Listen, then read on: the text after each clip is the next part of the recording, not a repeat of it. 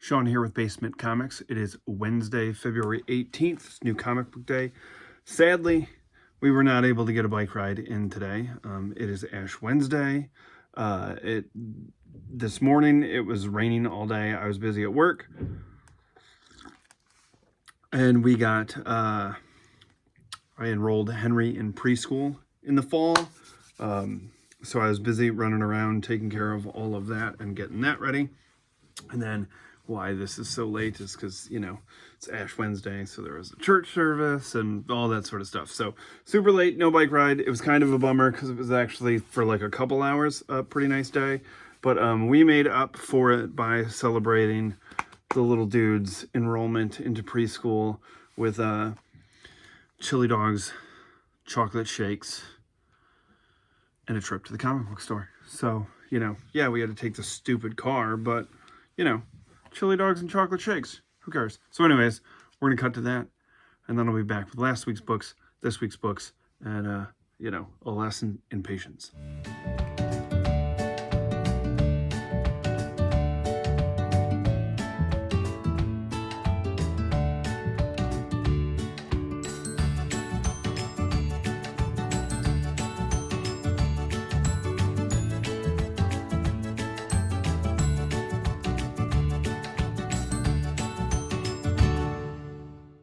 I also forgot to mention that U2 dropped a surprise EP, and I always love it when U2 does that. I'm like the one guy in the world when I found a U2 album on my phone was like, hooray! I wasn't hooray. I was angry that I couldn't buy a physical copy of it immediately.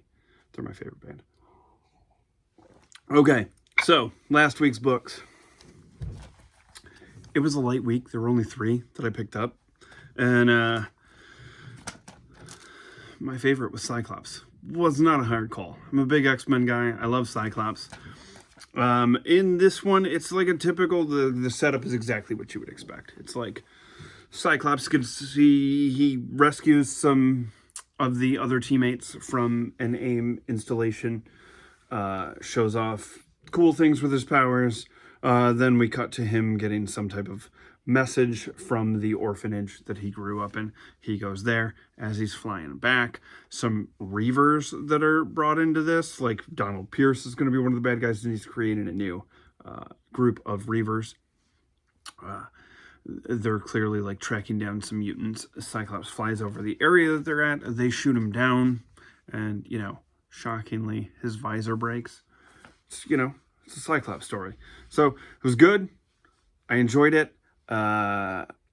This is one of those things where like I really miss when I was growing up where like a lot of stuff happened in one issue, and because this feels like the first 8 pages of a book that I would have read when I was younger. This is the problem that I have with like modern comics and writing for the trade and stuff like that. It's just like this was an 8-pager that they stretched out to 22 pages so that they could make this a 5-issue miniseries. At issue number 1 was $4.99, and that sort of is as I move along, and this is slowly starting to rub me the wrong way. So I enjoyed it, but man, like Cyclops crashing on an island makes me think back to the days of when X-Men Unlimited #1 was released, 64-page Chris Bachalo art, no ads, like he crashes in the Antarctic part of the Savage Land. Great stuff, right? Okay, and then this is basically like a similar type of story, but that one did what this one did in like 4 pages better. So I enjoyed it. Does it annoy me that I paid $4.99 for a stretched out 8 pages? Yes, it did. Amazing Spider-Man Torn, number 5. J. Michael Straczynski writing a Between the Raindrops Old School Spider. I've talked about that series ad nauseum at this point. If you have not been picking that up at your shop, or if they don't have it, I'm sure a trade is coming. If you're a Spider-Man fan, and if you're one of those that's like grousing about new Spider-Man, pick that one up, support it. Like if you're not buying, if you like Spider-Man, and you're not buying new Spider-Man because you're like, I'm going to stick it to him because like 20 years ago they did In the Marriage. I don't know how long it's been. It's been forever. Pick that up. Send that message. I know.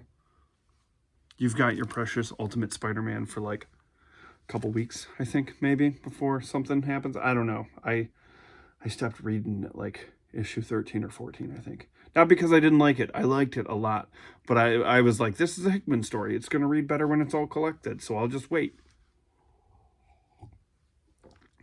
You want to give me 22 pages of Uncle Ben and J. Jonah Jameson eating at a diner? I'll take it all day. But that one I was like, I'll just wait for the trade. When I hear through the grapevine, through the wonderful world of comics YouTube, that they knocked it out of the park.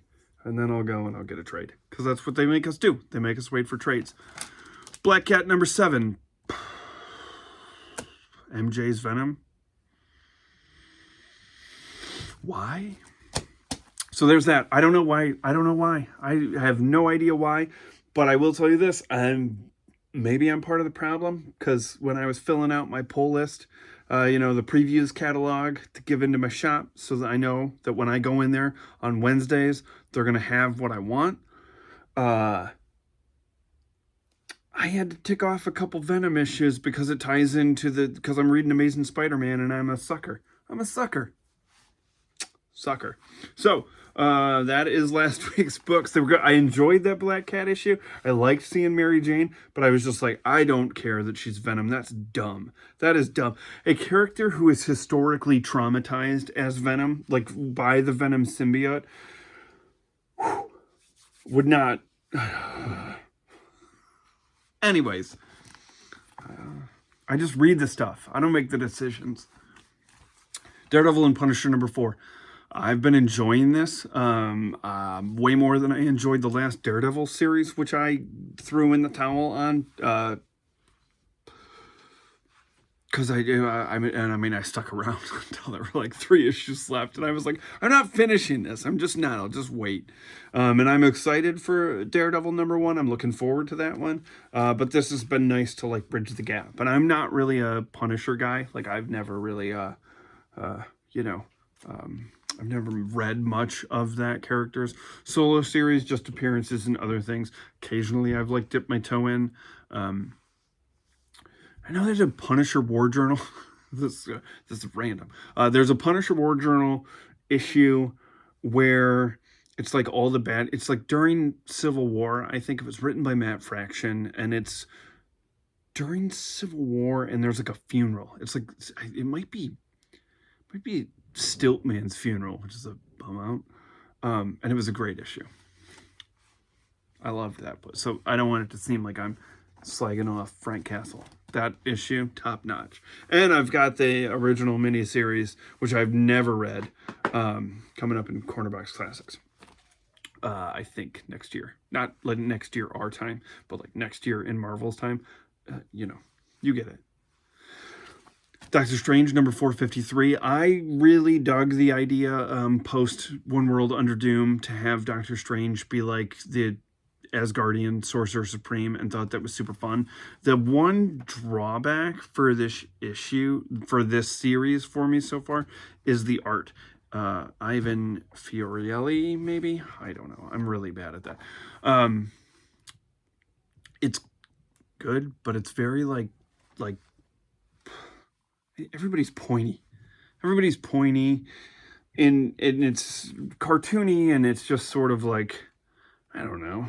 It's not my favorite. It's not bad by any. It's not like I can't read the book. It's good. It's just not my. That's not my cup of tea. Dungeons of Doom number 2. I don't remember number 1. I remember being pretty excited when I first saw this, not realizing that it was going to be a like anthology series, and I was like, okay. So when I read the first one, I was like, maybe this isn't my thing.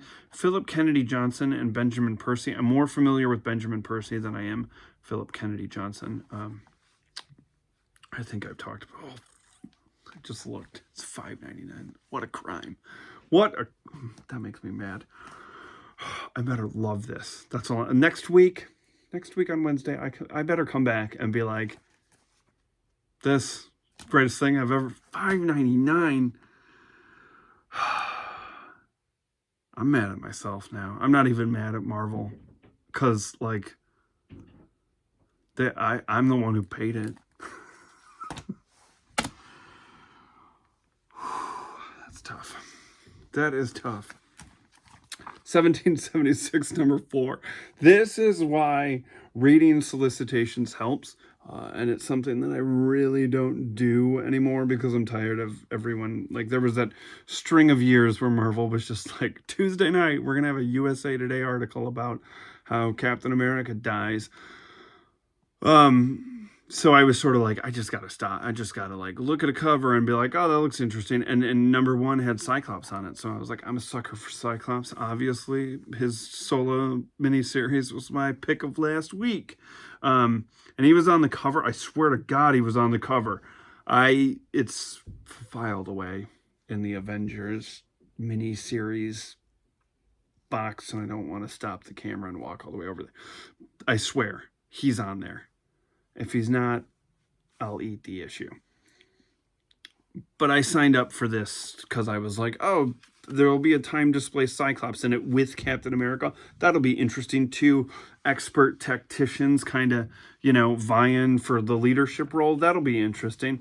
And he has not appeared. This has been interesting. Like, it's, it's like a little history book with Marvel characters thrown in a weird time travel thing. So it's been cool. I'm not like regretting buying it. It's just like, I miss the days where like the thing that happens on the cover happens in the book. I'm a big fan of that. I'm also, and I don't know, maybe I'm not in the minority when it comes to this, but I love a word balloon on a cover. You give me some word balloons on a cover and I'm like, I'm going to buy just one of those. I'm not really a buy 2 guy. I'd still only buy 1, but I'd buy it. All right. Fantastic Four, number 734. I'm tired of saying it. You're tired of me hearing it. It's the best book Marvel's putting out. If you're not reading this, you're a dope. I don't mean that. You're not a dope. You get to spend your comic dollar however you want to. I get to waste it on a $5.99 Dungeons of Doom, and you can't say anything about it to me. I'm not going to listen to you. So you're not going to listen to me when I say World's Greatest Comics Magazine. It is. I'm pretty excited to read this one. The Return of Malice, I guess. Captain America, number 778. Like I said, I was thrown off by the first 5 issues of this being sort of like in a sliding timeline where Cap was revived after 9/11, which was weird for me, but it is what it is. But I love Chip Zdarsky, so I'm looking forward to this, and it's been a good read so far. I went back and I read those first 4-5 issues, whatever the first arc was, kind of all in one sitting, and it was like, oh man, my ambivalence towards this while it was coming out was completely wrong. It was great. I had my own like weird hangups about it. Okay, Amazing Spider-Man 986. Oh man, we're so close to 1,000. Hey, as long as Mary Jane doesn't show up as Venom in this, I'm going to love it. I have been enjoying this. Oh man, Nick Bradshaw is one of the artists on this. I love Nick Bradshaw's art. I've been digging it. I know. Peter in Space has been a lot of fun. I'm going to be really sad if some of those characters go away. I've been liking the Norman as Spider-Man angle.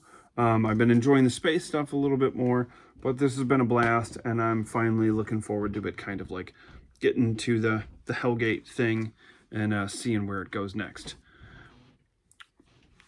Generation X-23 number 1. This is going to be a test for me. I like Laura. I even like Honey Badger, but I just don't know. I've like hit this point for a long time. I was like, I've got it. For a long time, I still am. I'm like, I'm an X-Men guy, and I was a completionist, and I've talked about it in other videos where like a lot of that completionist part came when Marvel started dicking over the X-Men because of the movie rights, and I sort of like stopped picking up other Marvel Universe titles and focused on like kind of filling any hole that I had in like old X-Men series, not old, but like late 90s, early 2000s stuff, I guess. I'm having like I'm getting older, existential crisis. So I stopped picking up some stuff, started filling in gaps in things, and then it's like one of those things where like I look at the absolute like museum of X-Men stuff, and I'm like, at some point there's more not great stuff than there is great stuff, so it's time that I start getting rid of the stuff that's not great. And like, I don't like, this is one of those books where it's like, this is a moment where it's like, if I don't love this, I've got to stop getting it. Like I have to, but I also have to be prepared to like tell my shop like, hey, stop when it gets to the amount that I because that's got to pre-order everything 3 months in advance. And I will admit, I am not a dude that sticks his shop with stuff that I pre-ordered. That has been the bane of my previews order existence for 30 years, 33, 35 years of my life. It's like somebody puts it in my pull box, I wind up buying it. Unless it's like somebody sneaks a DC book in there, and then I'm like, it's one strike. The Uncanny X-Men 724. As long as Gambit doesn't need a cat, I'm going to be happy. I got pretty, like I said, not really a horror guy, because I like I'm a, my neighbor is a horror guy, and his like yard on Halloween is like, skeletons climbing out of the dirt, smoke machines, like, let's terrify the kids. And then the balm is full-size candy bars, and it works great. It's great. Kids love it. I am like a smiley ghost and smiley pumpkin. I can't help it. I'm like a Disney cartoon when it comes to Halloween. But, Elsa Bloodstone, Morbius, Werewolf by Night, that stuff can, it's in an Uncanny X-Men book. It'll be fine. It's not, I don't know. I just, my like favorite horror movie is April Fool's Day, because it all winds up good. Spoilers for like a 45-year-old horror movie. Wolverine 408. Alpha Flight. Like I said, this was my like favorite from last week when the last issue came out. Art was really fun, story's good, and you throw in Alpha. I'm a sucker for Alpha Flight. I love Alpha Flight, so I'm super jazzed about that. Looking forward to reading. There is way more stuff here that I'm jazzed to read than I'm not. Wolverine Weapons of Armageddon. I have no idea what this is about, but I know that it leads into the, I believe, summer event for this year, and it's a summer event written by Chip Zdarsky, and I had a blast last summer reading a summer event written by Ryan North, and so I like Chip Zdarsky just as much as I like Ryan North, so I'm like, I'm all in on that. And then last book that I picked up this week, on regular Adjectiveless X-Men, number 325, and so this is probably dealing with the whole fallout of Age of Revelation, which, the faster we move past that, the better. So those are the books that I picked up this week, and like I said, most of it I am super excited for, but I am this, like, it's so funny that like last week there were 3 books, and this week there's all like somebody needs to schedule those better, because if some of those, like when I look at something like this, I'm like, when I throw this down on the counter, I'm like, oh my god, I gotta, like, cuts need to be made, right? But last week was 3 books, so if a couple of these, what could be dodged this week, could have been a little easier to swallow last week when there were only, just something to think about, Marvel. So,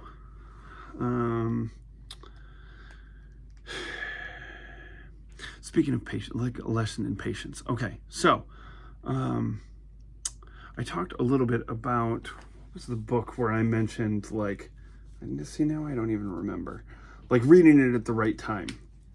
What was I talking about when I was, like, reading something at the right time? I don't know. That might have been.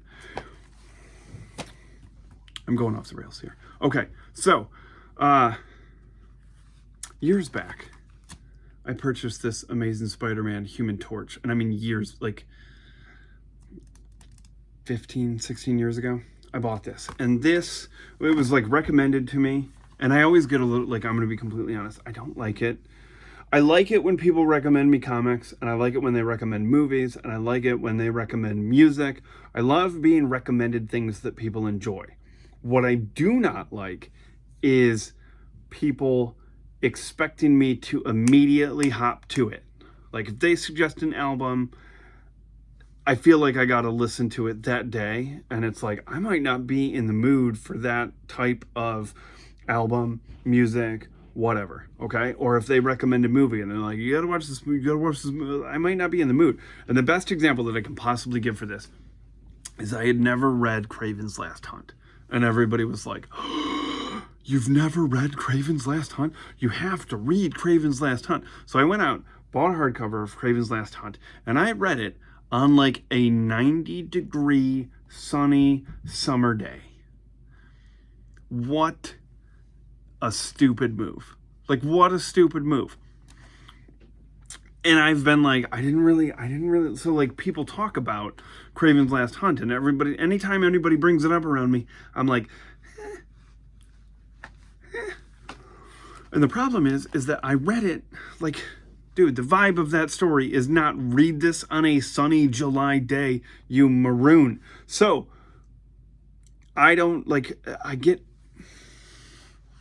when I'm in a comic shop as an X-Men guy, and this has happened, where there have been people that have come in and have been like, I'm interested in the X-Men.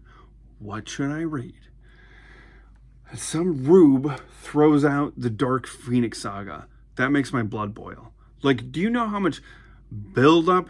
There is 27 issues of build-up for the Dark Phoenix Saga. It is a solid 2.5 years of build-up. Like, that's the build-up to that starts from the jump with Chris Claremont's X-Men, all the way until 129 when it starts to kick off, okay? And so it frustrates me when I see people that work at shops be like, oh, the X-Men? Because yes, to us, that's a fantastic story. It's one of the best comics ever written. The other thing that drives me nuts is this happened in like a post Joss Whedon, John Cassidy's Astonishing X-Men. So people are like, you got to check out Joss Whedon and John Cassidy's Astonishing X-Men. Do you know how much the payoff works in Astonishing X-Men when you like know the history of Kitty and Emma and Scott and Xavier and Peter? That stuff's important. It's important. The correct answer is God loves, man kills. That's the correct answer. If someone's like, I want to know what the X-Men is about, you just hand them God loves, man kills. That's the answer. Anyways, everybody was like, this is great. And every time that I tried to read it, I just couldn't, like, I'd go to read it and then something else would pop up and this would get like moved to the bottom of the to read pile. Okay. And so then I didn't start Corner Box Classics. I just started reading my comics because the channel's only 6 months old. But I started reading my comics from the beginning, and I was going through my Amazing Spider-Man stuff. And I pulled in Kurt Busiek and Pat O'Leaf's Untold Tales of Spider-Man from about 96, 97. And that is really, really great stuff. They were it was like a 99-cent initiative that Marvel did, where they were like 99 cents, obviously, duh. And it was great. And those stories were, again, those kind of like, I have them sort of filed away in continuity order, like where they would fit in the original like 40 issues of Amazing Spider-Man. And so when I read that stuff, I was like, I should give this a shot again. And I finally sat down and read it. And we're talking like, this had sat I mean, I don't really have like it's not like I have some stack of things that's like to read. I just knew this was like in the to read pile, right? And I finally pulled this out, and holy smokes. This fits in with, like, each issue was like kind of hit a different time period during Spider-Man's career, if you will, and the relationship between Johnny and Pete. And this, I legit, like, was like in tears. I was laughing so hard in one of the issues because it was so fun. Like, Dan Slott and Ty Templeton knocked this out of the park. And the things that hit, the way that it hit me, would not have hit me in the same way if I had not read like, there's an entire issue in here during the time period when, like, Johnny and Pete are trying to put together the Spider-Mobile. And, like, if I hadn't read the Spider-Mobile stuff, this would have fell flat.